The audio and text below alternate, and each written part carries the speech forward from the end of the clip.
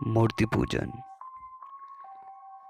जैसे रेशम का बना शरीफा और मिट्टी का बना हाथी देखकर सच्चे शरीफा और हाथी का ज्ञान होता है, वैसे ही ईश्वर की प्रतिमा देखकर ईश्वर की भावना होती है। किसी समय स्वामी जी ने केशव चंद्र सेन से कहा, मूर्ति देखकर तुम्हें मिट्टी और भूसे की याद क्यों आती है? सच्चिदानंद आनंदमयी माता का ध्यान क्यों नहीं आता? देवी देवताओं की मूर्ति देखकर जो लोग मन में देवताओं के उपयुक्त भाव ले आते हैं, उन्हीं को दिव्य दर्शन हो जाते हैं। परंतु मूर्ति को देखकर जो लोग मिट्टी, भूसा या पत्थर का भाव अपने मन में लाते हैं, उन्हें मूर्ति पूजा से कोई सिद्धि प्राप्त नहीं हो सकती। ईश्वर सब में है। नारायण तो सब जल में है, पर सब जल पिया नहीं जाता। नारायण तो सर्वत्र है, पर हम सर्वत्र जाते नहीं। जैसे एक जल से पांव धोते हैं, एक से नहाते हैं, एक को पीते हैं और एक को बिल्कुल छूते भी नहीं, ऐसे ही अनेक प्रकार के स्थान भी है। किसी स्थान में हम जा सकते हैं, किसी के भीतर घुस सकते हैं और किसी को दूर ही से देखकर चल देना होता है। सत्य है कि बाग में ईश्वर है, पर बाग के सामने नहीं जाया जाता। ऐसे ही ईश्वर खोटों में भी है, पर खोटों का संग नहीं किया जाता। गुरुजी बोले, जो कुछ है सब ईश्वर है। देवात रास्ते में एक हाथी आता था। उस पर एक महावत बैठा करता था और जब वो रास्ते पे चलता तो वह कहता था, हटो हटो। शिष्य ने सोचा, क्यों हटे? हम भी ईश्वर है, हाथी भी ईश्वर है। ईश्वर से ईश्वर को डर कैसा? निदान वह हटा नहीं।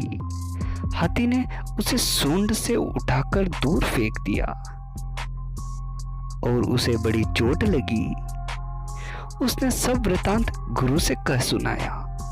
गुरु बोले, हाँ, तुम भी ईश्वर हो, हाथी भी ईश्वर है, परंतु हाथी के ऊपर बैठा नारायण रूपी महावत तो तुम्हें हटने के लिए कहता था ना, तुम उसके कहने से क्यों नहीं हट गए? ईश्वर हम सब लोगों को भोजन देता है, यह क्या उसकी कम कृपा है? पर इतना ही नहीं, जैसे पिता अपने पुत्र को भोजन देता है और उसे कुमार्ग से बचाता है, ऐसे ही ईश्वर हमें लोभादि से बचाता है और उसी से हमको हम सब परम कृपालु कहते हैं। मनुष्य की मुक्ति। कीचड़ लिपटाना लड़के का स्वाभाविक गुण है, परंतु माता उस कीचड़ को धो डालती है। उसी प्रकार मनुष्य कितना ही पाप करे, परंतु ईश्वर अवश्य उसके लिए उद्धार का रास्ता निकाल देता है। अंधेरी कोठरी में चाहे हजारों वर्ष दिया ना जला हो, लेकिन उसके आखिरी कोने में अगर दिया लगा दिया जाए तो वह कोठरी भी प्रकाशमान हो जाएगी। उसी प्रकार ईश्वर की दया दृष्टि रूपी दीपक आते ही हजारों जन्म के पाप दूर हो जाते हैं। मनुष्य के भीतर ही ईश्वर है। रामकृष्ण परमहंस जी अक्सर अपने हृदय पर उंगली रखकर कहा करते थे, जिसको यहाँ है उसको वहाँ भी है। अर्थात जो मनुष्य अपने भीतर ईश्वर को नहीं पाता, वह अपने बाहर भी उसे नहीं पा सकता। और जो पुरुष ईश्वर को अपने हृदय रूपी मंदिर में पाता है, वह इस दुनिया रूपी मंदिर में भी उसे जरूर पा सकता है। परमहंस जी ने किसी से कहा था, हम जितना करने को कहते हैं उतना तुम लोग से नहीं हो पाएगा। यदि हमारी बात के 16 आने में से एक आना भी करो तो बहुत है। माता, मेरे सब अहंकार को नाश कर। मैं ब्राह्मण हूँ और दूसरा चांडाल है। मेरे इस ज्ञान को दूर कर, क्योंकि वे भी तो तेरे ही वेद है, जो भिन्न भिन्न देह से आविर्भूत हुए हैं। मुक्तिदाता महात्मा और गुरु ईश्वर के प्रेरित होते हैं। अवतार ईश्वर का कर्मचारी है।